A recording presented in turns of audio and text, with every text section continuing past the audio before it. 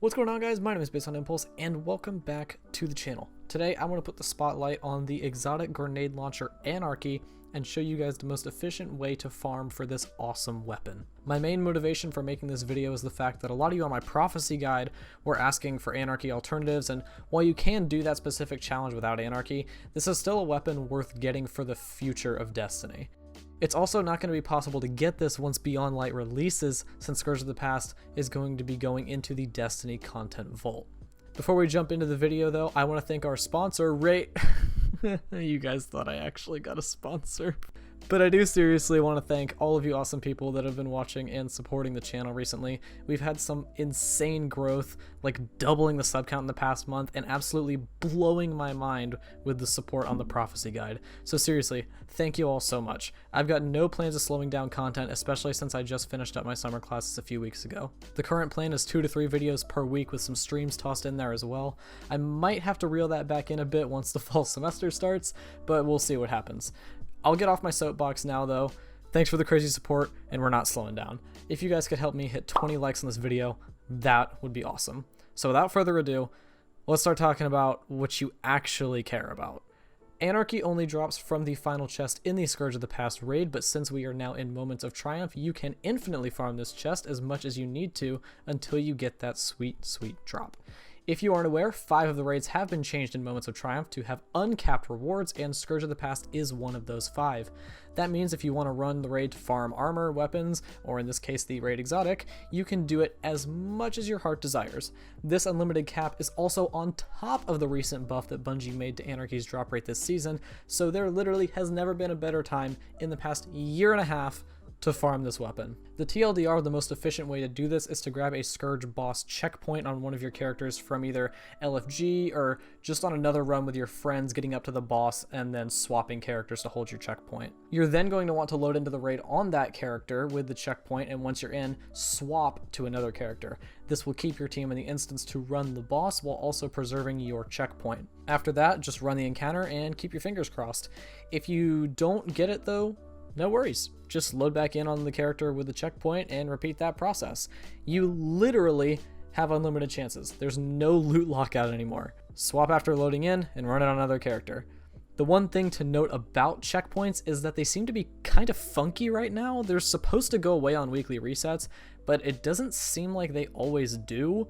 So you might be able to keep holding on to your checkpoint for weeks at a time. If it does go away on weekly reset though, you'll want to just snag another checkpoint that week. So yay, that's it, video's done, right?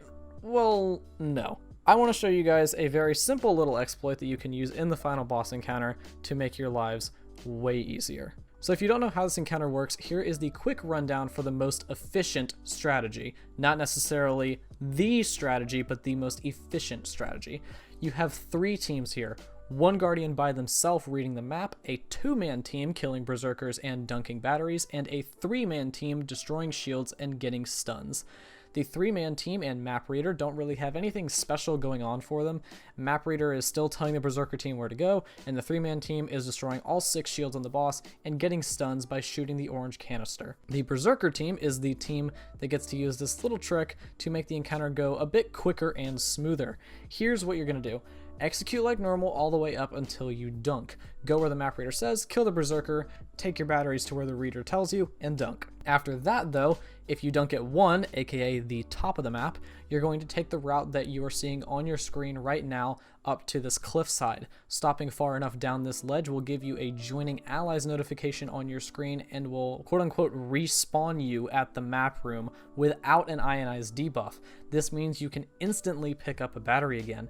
If you dunk at 2 or 3, you just need to run up to the wall behind the map like you're seeing on screen, and you will get joining allies here as well. You can come all the way back down here if you dunk at 1 though, as it is safer, but going to the cliffside spot is the faster option.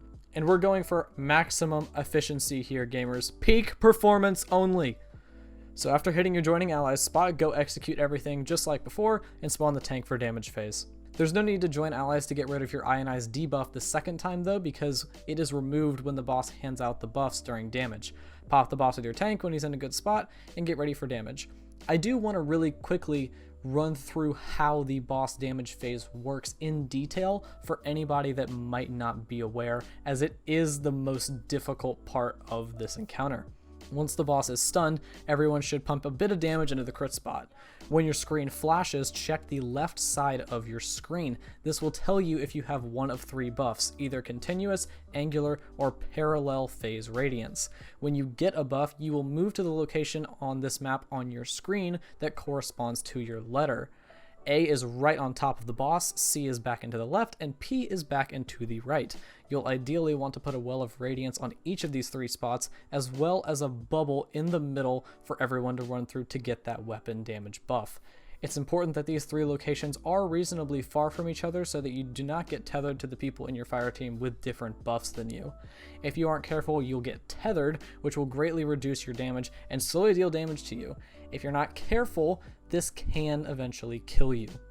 You know you've done everything right though if you see the phase synergy buff on your screen. This buff will give you a significant bonus onto your weapon damage, so you really want to take advantage of that. I believe that it's around a 20% damage buff. You can also toss oppressive darkness grenades from any of your void subclass players to help boost your damage and make that one phase even more achievable.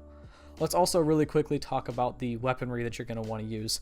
Whisper of the Worm with the Catalyst makes this boss a disgustingly easy one phase, and the reissued Icalos Sniper is a nice weapon to use in order to get some quick burst damage in the early part of the damage phase where there are no buffs. If you don't have the Catalyst but still have the Whisper, that's still perfectly fine for DPS, but if you don't have the Whisper at all, you're going to want to look to the Darcy Exotic Sniper to deal the bulk of your damage. This boss is extremely one-phaseable. I mean, to give you an idea, I almost one-phased the other day with an LFG team where half the fire team was doing the raid for the first time. Just watch your buffs, wait for Whisper breathing if you have the Whisper Catalyst, and you're cruising through this in one phase, probably just about every time. And that, guys, is how to easily farm the Anarchy during moments of triumph. This is a gun that I think everyone should have, but literally only 3% of the player base does. So go get this awesome thing before you can anymore. If you ever need a team or some help with anything in PvE though, you can swing by my Twitch streams or join my Discord server. I'm always more than willing to help you out, and I've got a good group of gamers that would be willing to help you out too. You can find those links in the description down below to both my stream and my Discord. You can also follow me on Twitter at my link in the description as well. So thank you very much for watching, guys. I hope this video helped you out. If it did, a like rating would be very much appreciated. Don't forget to subscribe and hit the bell to be notified whenever new videos are live for you to view. Again, if you guys could help me hit 20 likes on this video, that would be insanely appreciated. And as always, thank you guys very much for watching, and I will see all of you in the next video.